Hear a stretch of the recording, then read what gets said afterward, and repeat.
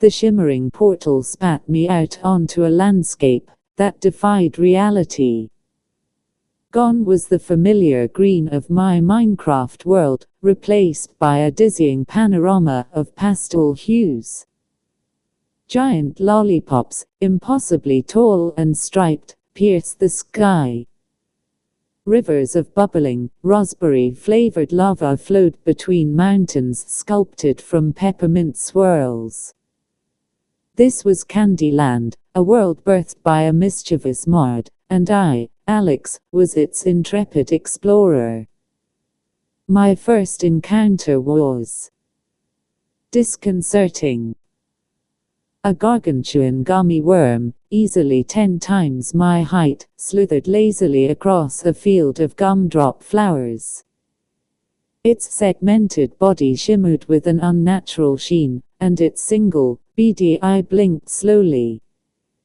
It paid me no mind, thankfully, continuing its sluggish journey towards an enormous gingerbread house in the distance.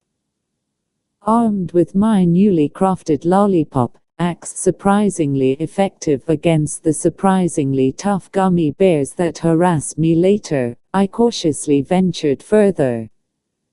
The air hummed with a sweet, cloying aroma that threatened to induce a sugar rush, even through my pixelated senses. I discovered that the lava wasn't actually lava at all, but a thick, viscous stream of cola-flavored jelly. Poking it with my stick yielded a satisfyingly jiggly result and a slightly sticky hand. Navigating this sugary terrain was more challenging than I anticipated. The ground was often uneven, composed of shifting sand made from crushed candy, corn and sticky patches of caramel. I encountered hard candy rats, small, skittish creatures whose teeth were sharper than they appeared. They scurried through tunnels carved into giant rock candy formations, their tiny bodies clicking against the crystalline structures. Fighting them was surprisingly difficult. They were surprisingly agile, and their sharp teeth chipped away at my diamond armor, albeit slowly. My goal was the Candy Castle, a magnificent structure visible in the distance, its towers crafted from spun sugar and gumdrops. Legends whispered of powerful candy-based enchantments within its walls, of tools that could reshape the very fabric of Candyland. The journey wasn't easy. I faced hordes of gummy bears, their gelatinous bodies bouncing off my enchanted diamond sword. They were surprisingly resilient, their gummy nature making them difficult to truly damage. I discovered, after several clumsy skirmishes, that the best way to dispatch them was to use a lollipop hammer to shatter them into smaller, less troublesome pieces. I also learned the hard way that cola jelly, while delicious looking, wasn't the ideal lubricant for navigating steep, rocky butterscotch cliffs. I encountered other strange creatures. Marshmallow sheep grazed peacefully in fields of licorice grass, their fluffy bodies emitting a faint vanilla scent. Giant chocolate frogs, their eyes like melted chocolate chips, hopped lazily through the forests. They seemed mostly harmless, though their sticky tongues proved to be a minor annoyance. The gingerbread house, which I cautiously approached after a long and arduous journey, proved to be more hospitable than expected.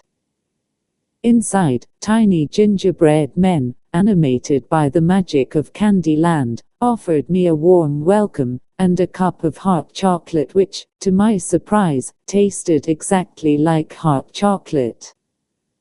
They warned me about the challenges ahead, about the Candy King and his treacherous guards made of solidified fudge. Finally, after days of traversing the surreal landscape, I reached the Candy Castle. Its walls shimmered with an iridescent light, and a colossal lollipop served as its main gate. Guards made of fudge, impossibly strong and slow, patrolled the perimeter. Their movements were reminiscent of glaciers shifting across a vast plain. They were powerful, but their slowness gave me an advantage. I could outmaneuver them, utilizing the uneven terrain to my advantage. Inside, the castle was a labyrinth of candy-coated corridors and swirling staircases. At its heart, I found the Candy King, a regal figure sculpted from pure white chocolate. He was not malevolent, but rather a benevolent ruler, slightly overwhelmed by the sheer sweetness of his kingdom. He explained that the enchantment of Candyland was waning, the magic fading. Only by collecting the 3 legendary candy shards, a ruby gumball, a sapphire jawbreaker, and an emerald lollipop, could he restore the land's magic. The hunt for the shards was a thrilling adventure in itself. The ruby gumball was hidden deep within a giant gumdrop volcano, guarded by a fire-breathing rock candy dragon. The sapphire jawbreaker was submerged in the cola jelly river, protected by a school of ferocious gummy shark.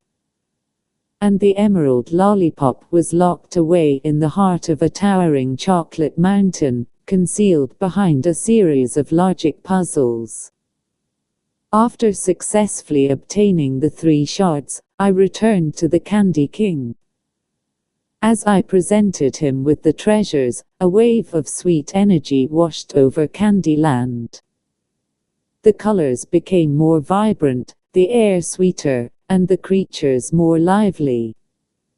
The Candy King, his chocolate form gleaming with renewed vigor, thanked me profusely. My adventure in Candyland was over. I stepped back through the shimmering portal, carrying with me not only the memories of a bizarre and wonderful world, but also a deep appreciation for the strange and wonderful possibilities of Minecraft modding. The sticky sweetness lingered on my fingers, a lasting reminder of my time in the land of perpetual sugar rush.